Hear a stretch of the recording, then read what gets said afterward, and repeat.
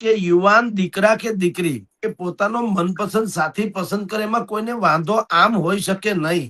હિન્દુસ્તાનની દુનિયાના કોઈ માવતર એના સંતાનનું સુખ ન ઈચ્છે એવું તો હોય નહીં, પણ એ દુઃખ નથી ઈચ્છતા. બેઝિક તફાવત છે એ આ છે. માવતરો સંતાનોનું દુઃખ નથી ઈચ્છતા, સુખ તો ઈચ્છે જ છે. હવે જ્યારે એ તથાકથિત સુખ એ દુઃખમાં પરિણમે ત્યારે ઈ પાત્રો કરતા પણ આ લોકો એટલે કે માવતર વધુ પીડા ભોગવતા હોય છે. જે દીકરીને 17-18 વર્ષ સુધી તુલસીના ક્યારાની જેમ ઉછેરીને મોટી કરી હોય ઈ એને ફાવે ત્યાં ભલે એ જીવન સાથી પસંદ કરવાની બંધારણમાં અધિકાર છે 18 વર્ષથી ઉપરની યુવતીને કે ઓલાને, પણ જે સોશિયલ સિક્યુરિટી, સામાજિક સુરક્ષા એ સૌથી મોટો પ્રશ્ન હતો છે. અને એના માટે થઈને પાટીદાર થી માંડીને ઠાકોર સમાજ થી માંડીને 18 વરણ, આમ તો જેટલા લોકો દીકરા દીકરીઓના માવતરો છે એ બધાની આ પીડા છે. એ ઝંડો જેને ઉપાડ્યો એને પાટીદાર સમાજે ઉપાડ્યો તો ધન્ય હો, પણ માની લો કે એને બીજાએ ન ઉપાડ્યો એનો અર્થ એમ નથી કે એને આમાં કઈ લાગતું વળગતું નથી.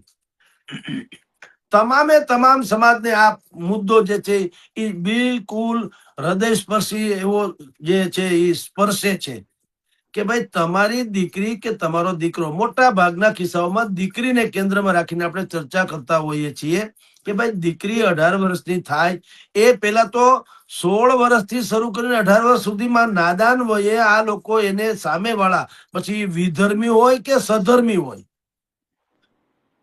આમાં લવ જેહાદ એટલે વિધર્મી છે એ જુદી ઘટના છે, પણ ફરેબી લગ્ન કોકને ફોસલાવી પટાવીને, કોઈ ખોટા ખોટા સ્વપ્નો બતાવીને, લલચાવીને, ન હોય એવું આભાસી ચિત્ર ઊભું કરીને જે લોકો કોઈ દીકરા દીકરીઓને આવી રીતે ફસાવે છે, એ તમામ માટે તેને કહું છું, એ તમામ માટે એક રાહતરૂપ પહેલ છે સરકારની કે ભાઈ સમાજની ડિમાન્ડ શું છે કે ભાઈ અમારી દીકરીને જ્યાં એને લગ્ન જીવન સાથી જે પસંદ કરવો એ ભલે, પણ કમસે કમ અમને જાણ તો રહેવી જોઈએ. અત્યારે મિક્ષુબેન જે ચાલી રહ્યું છે સરકારમાં, વિધાનસભામાં આર્ટિકલ 44 અંતર્ગત પ્રસ્તાવ રજૂ કર્યો ગૃહમંત્રીએ, એ પ્રસ્તાવ એટલે મૂક્યો છે વિધાનસભાના ચર્ચામાં વગેરેમાં. 1 મહિનાની બધાની 1 મહિના સુધી બધાના સૂચનો મગાવ્યા છે કે ભાઈ તમને અમે આવા કાયદા કાનૂન કરવા માંગીએ છીએ. હવે સરકારની શું વાતો છે એ તમને કહું. એને એમ કીધું સરકારે આ લગ્ન નોંધણી જે થાય છે એને લગતો કાયદો છે. લગ્ન પ્રેમ લગ્ન અટકાવવાને લગતો નથી, પણ પ્રેમ લગ્ન જે કરે એ બેફિકર કે ઉછાસળાપણું કે અછાંદસ એવું ન હોવું જોઈએ. એ ક્યાંક ગળે ઉતરે એવી વાત તો હોવી જોઈએ. એટલે મેરેજ રજીસ્ટ્રેશન જે કરાવવાની પદ્ધતિ છે એમાં સરકાર અનેક પ્રકારના સુધારા કરી રહી છે. સુધારા નંબરમાં શું છે આપને કહું છું કે ભાઈ છોકરીના માવતર જે છે એને 10 દિવસની અંદર 10 જ દિવસમાં એને જાણ કરવાની રહે. જે તે ગામમાં જ્યાં રજીસ્ટ્રેશન થાય ઈ ભેગો જે રજીસ્ટર કરનારો માણસ હોય, આસિસ્ટન્ટ એને પોસ્ટ આપવામાં આવી છે, તો એ જે અધિકારી તલાટી મંત્રી થી ઉપરના આસિસ્ટન્ટ મેજિસ્ટ્રેટ, તો એ શું કરે, દીકરીના માવતરને વિથિન 10 days 10 દિવસની અંદર જાણ કરે કે તમારી દીકરી ફલાણા યુવક સાથે ફલાણા ગામે આ રીતે મેરેજ કરી રહી છે.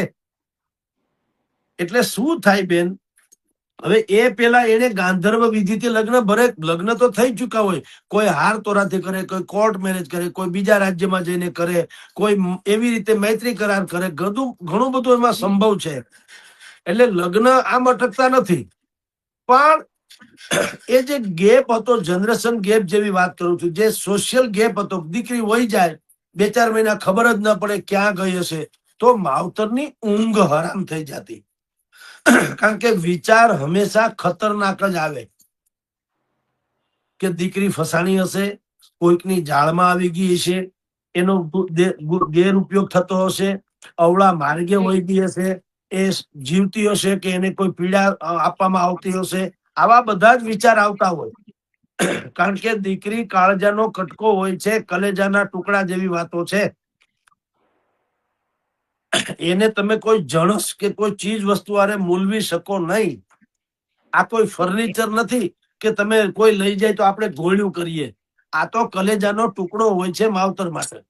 એટલે રાજ્ય સરકારે પટેલ સમાજ એટલે પાટીદાર સમાજથી માંડીને બાકી બધા જ લોકોએ જે માગણીઓ કરી છે, આપની જાણ ખાતર મહેસાણા, હિંમતનગર, સિંહોરી, વિજાપુર, માણસા, સુરેન્દ્રનગર, રાજકોટ આ બધામાં હજારો લોકોએ યાત્રાઓ રેલી વગેરે કાઢી અને આ મુદ્દો બહુ જ ચર્ચિત બનાવ્યો કે ભાઈ ભાગેડું લગ્ન કોઈ વિધર્મી યા સધર્મી એ કોઈ પણ આ રીતે આપણી દીકરીને ફોસલાવી પટાવીને લઈ જાય અને પછી શું થતું, પેલા ગમે ત્યાં રજીસ્ટ્રેશન થઈ જાય અને સર્ટી મોકલાવી દે માવતરને, અમારા લગ્ન થઈ ગયા એમ. હવે એવું નહીં ચાલે. હવે ધારો કે દીકરી અહીંથી વહી ગઈ, ભાગીને પણ વહી ગઈ, સ્વેચ્છાએ વહી ગઈ, બે ઘડી માનો જે હોય તે, પણ મેરેજ રજીસ્ટ્રેશન ક્યારે થાય? એક તો દીકરીના માતા પિતાને 10 દિવસમાં જાણ કરવાની રહે. પછી જે સાક્ષી હોય એ પણ પરિચિતો હોવાના. પેલા તો હું આલ્યો માલ્યો જમાલ્યો ગમે ઉભા રાખી દે એવું ના ચાલે.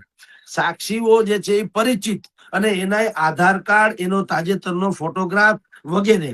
પછી કોર્ટમાં મેરેજ ધારો કે રજીસ્ટ્રેશન કરાવવું તો સરકાર જે પેરામીટર્સ એટલે નીતિ નિયમ જે જાહેર કરશે એ બધા જ નીતિ નિયમોને અનુસરીને જ કોર્ટમાં મેરેજ રજીસ્ટ્રેશન થઈ શકશે, એમને નહીં. પેલા શું હતું, ઉટપટાંગ થતું.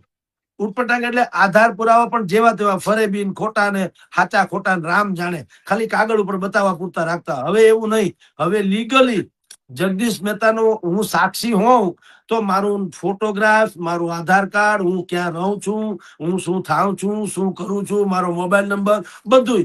એટલે દીકરીના માવતરને ખબર પડે કોની સાક્ષીમાં આ મેરેજ થયા છે, ક્યાં થયા છે, કોની સાથે થયા છે, અને બેયની મંજૂરી જરૂરી છે. વર અને વધુ, પતિ અને પત્ની અથવા તો યુગલ, યુવતી અને યુવક, એ બંનેના માવતરની મા અને બાપ બંનેની સંમતિ હોય તો જ મેરેજ રજીસ્ટ્રેશન થઈ શકે.